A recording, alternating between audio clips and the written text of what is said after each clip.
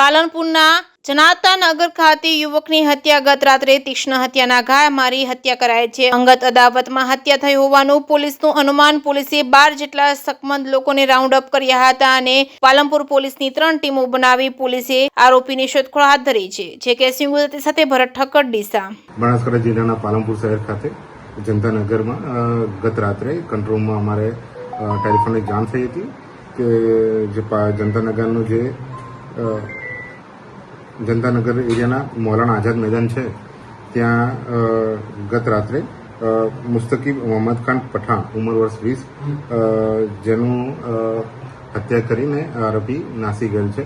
જે બાબતની હકીકત મળેલ હતી, જે અન્વયે પાલનપુર પૂર્વ પોલીસ સ્ટેશન દ્વારા મોડી રાતથી આ બાબતે ફરિયાદ લઈને અને તાત્કાલિક જ અલગ અલગ ટીમો બનાવીને આરોપી પકડવા માટે ચક્રો ગતિમાન કર્યા હતા.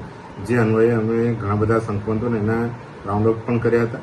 જે બાબતમાં હાલ બનાસકાંઠા પોલીસ દ્વારા આગળ કાર્યવાહી ચાલી રહી છે.